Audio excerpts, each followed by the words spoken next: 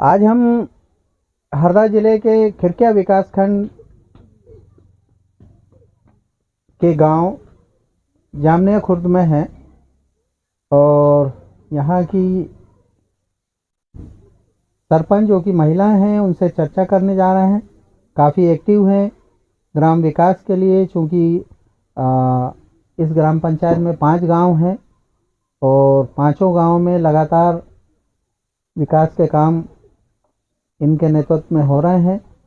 उसी संबंध में हम इनसे चर्चा करने जा रहे हैं, जानना चाह रहे हैं। जी, आप जैसा कि हमने सुना है कि लगातार दूसरी बार निर्वाचित हुई हैं जी, तो पिछली बार के आपके क्या क्या काम रहे जिसको देखकर लोगों ने इस बार भी आपको सरपंच के तौर पे चुना? व्यवहार देखा लोगों ने, गांव का ग्राम का विकास देखा और किसी का भी काम अपन मतलब कोई व्यक्ति को ऐसा नहीं कि उनको अपन भैया कल आना गुमराह करना कि भैया आज आना कल आना, ऐसा काम नहीं है। तो काम देखा लोगों ने, ग्राम सब मेन उद्देश्य मेरा ये है कि ग्राम का विकास देखा लोगों ने, इसलिए मैं डबल बार निर्वाचित हुई हूँ। क्या क्या काम आपने पिछली पंचवर्षीय में लोगों के जन कल्याण के करवाए थे? पिछली बार जैसे लोगों को पेंशन नहीं मिल रही थी, पेंशन दिलवाना, वृद्धा पेंशन, कल्याणी पेंशन। दूसरी बात है सीसी रोड नहीं थे ग्राम में, 5 ग्राम में पहले पत्थर वाली रोड थी, लोग गिरते थे चलते थे। 5 ग्राम में मतलब मैंने सीसी रोड बनवाए और कुआं, कपिल धारा के कुएं थे, वो थे, तालाब थे, नाला गहरीकरण का काम था, स्टाफ डैम थे। तो तालाब कितने आपके 5 गांव में? एक एक तालाब है या किन्हीं गांव में? 5 गांव में सिर्फ 2 तालाब हैं, एक डाविया में है, एक कोतमी में है। वो कितने बड़े बड़े तालाब हैं? वो बड़े बड़े हैं थोड़े। तो उनसे सिंचाई भी होती है? आजू बाजू मतलब उसमें अभी गहरीकरण का अगली पंचवर्षीय में उसमें काम कराया था, तो उसमें मतलब पानी बहुत पर्याप्त रहता है। आज आजू बाजू के किसानों को भी फसल में पानी मिलता है और वो भी किसान भी खुश हैं कि आपने अच्छा काम कराया। पशुओं के निस्तार के लिए भी उसमें पानी मिलता है? पानी उपयोग में रहता है। और तालाब केवल पानी के लिए है या उसमें कोई फसल भी बोई जाती है? पानी के लिए है वो, जो आजू बाजू जैसे गेहूं चने की फसल है तो किसान लोग उसमें से पानी देते हैं और मछली वगैरह रहती है तो वो पकड़ने का काम भी कर लेते हैं। अच्छा, तो वो तालाब कुछ मछुआरे वगैरह इनको नीलाम वगैरह भी नहीं किए। अच्छा, तो मछली के बीज मत्स्य विभाग से हरदा से मिलते हैं या प्रकृति के? तो प्रकृति के। तो इस बार आपकी कौन कौन सी ऐसी योजना है जो पिछली बार आप नहीं कर पाए थे? शिक्षा को लेकर है, जैसे हमारे यहाँ ग्राम पंचायत के 5 गांव में बालिकाएं सुंदर पानी जाती हैं, हाई स्कूल की बालिकाएं। तो मेरा मेन उद्देश्य ये है कि पहले अपनी पंचायत में ही हाई स्कूल होना चाहिए, तो ताकि अपने ग्रामीणों के बच्चे अच्छी शिक्षा प्राप्त कर सके।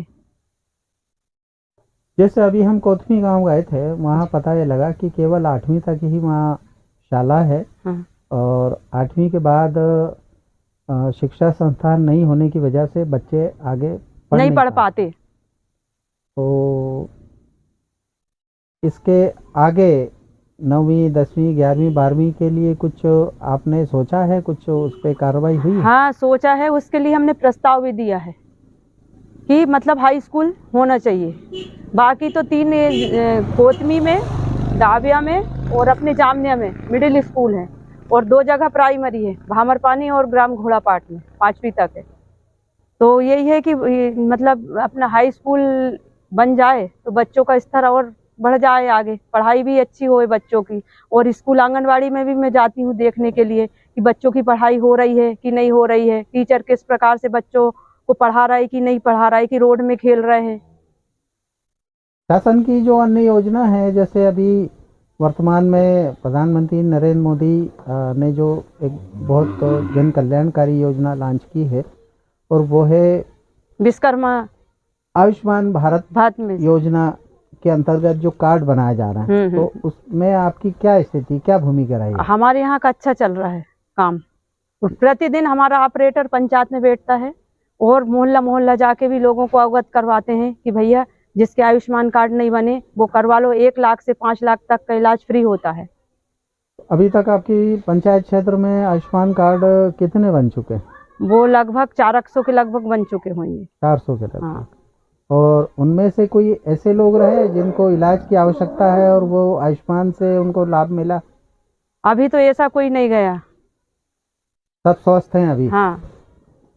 और जो ये विश्वकर्मा कल्याण योजना भी अभी जो ग्राम सभाएं हो रही हैं उसमें उनको जानकारी दे रहे हैं कि इतनी सारी योजना है, जैसे कर्मकार है, नाव बनाने वाले, मछली के जाल बनाने वाले, मिस्त्री, तो वो पंजीयन करवा सकते हैं पंचायत में और उनकी 15 दिन की ट्रेनिंग होगी। उनको मतलब 1 दिन का 500 रुपये मिलेगा, 7 दिन की ट्रेनिंग के उनके 7,500 रुपये मिलेंगे। अब जैसे ये नल जल योजना वाली जो स्कीम है, इसके तहत आपके 5 गांव में जल आपूर्ति पर्याप्त हो रही है? अभी तो मतलब जैसे जिस गांव में समस्या है तो हमने बोर करवा दिए थे पहले पंचायत से, नल जल योजना वहां से पीएचई से बोर करवा दिए थे, तो पानी तो अभी पर्याप्त है, मिल ही रहा है उनको। और नल जल योजना का मतलब काम और हो जाएगा तो घर घर पानी दिक्कत नहीं रहेगी उनको। 4 गांव में तो बोर हो गए हैं, नल जल योजना के पर्याप्त पानी निकल भी गया है।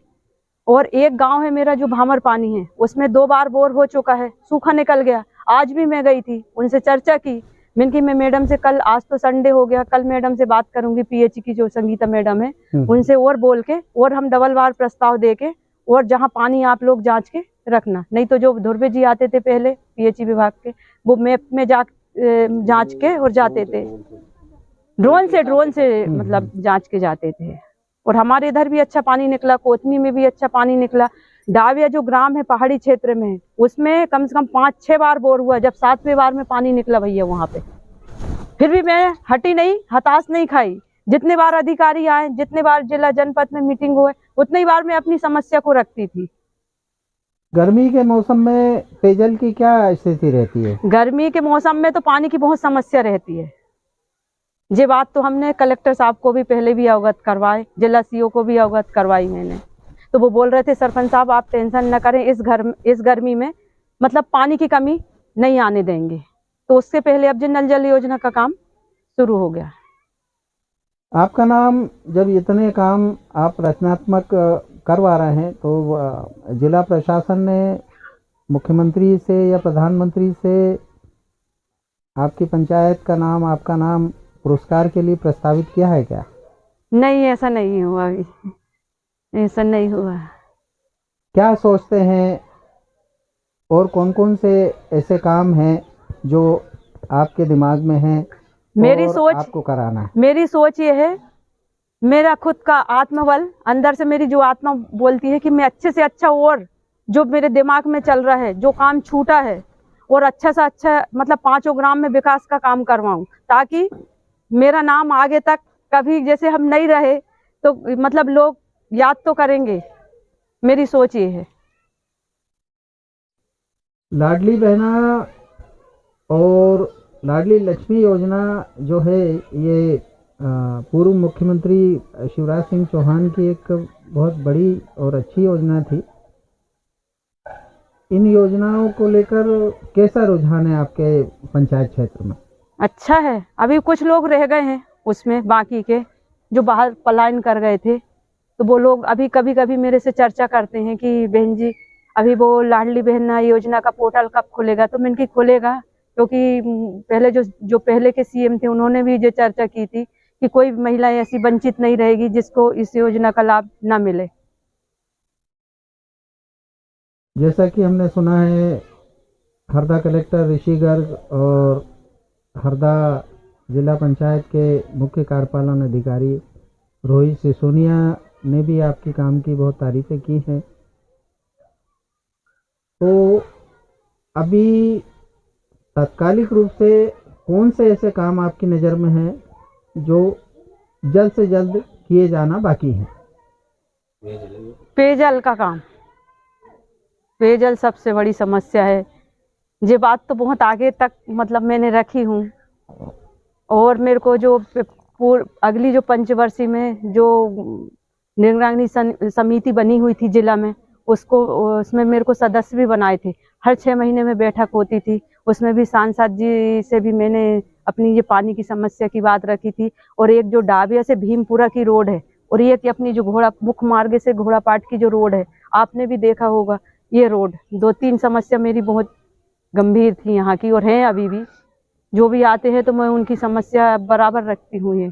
और जो कलेक्टर साहब आए थे तो मैंने कहा सर, वो तो जामने ही से वापस हो रहे थे, तो मैंने कहा सर आप पीएम आवास वाले थोड़े नाटक कर रहे थे वहाँ के डाबिया के, 1,20,000 में क्या मकान बनता है, सरपंच साहब आप और उनमें मिला के दो। मैंने कहा शासन की जो योजना है, जितनी राशि आगे से मिल रही है उतनी आपको मिलेगी। हमने सोचे इसी बहाना से कलेक्टर साहब वो गांव भी देख लेंगे, रोड भी देख लेंगे कि यहाँ की रोड कितनी मतलब खराब है। तो फिर वहाँ भी वो गए थे। वहाँ तो अभी भीमपुरा से डाबिया तरफ की जो रोड है, इतने बड़े बड़े पत्थर है, चिकने पत्थर है, मोटरसाइकिल से जो व्यक्ति जाए तो वो तो गिर ही जाता है समझो।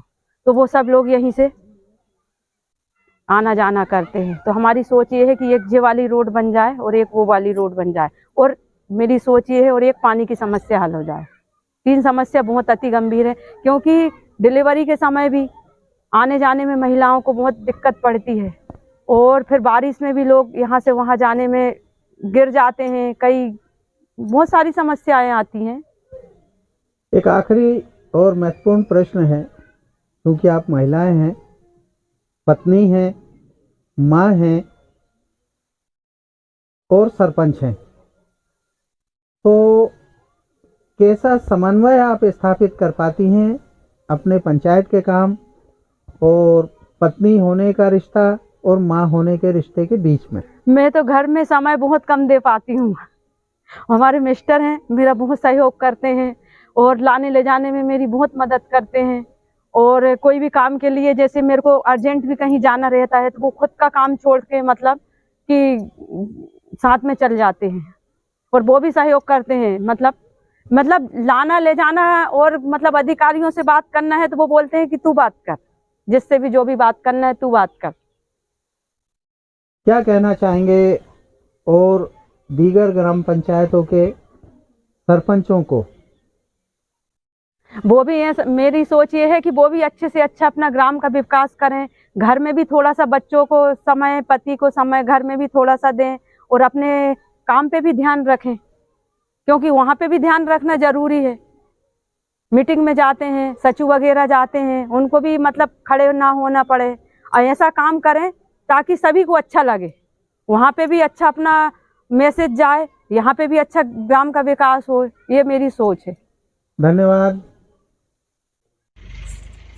ग्राम पंचायत जामन्या खुर्द की शासकीय एकीकृत माध्यमिक शाला आप देख रहे हैं। इस प्रकार से वन ग्रामों में भी बहुत अच्छी शिक्षा के लिए व्यवस्था की गई है।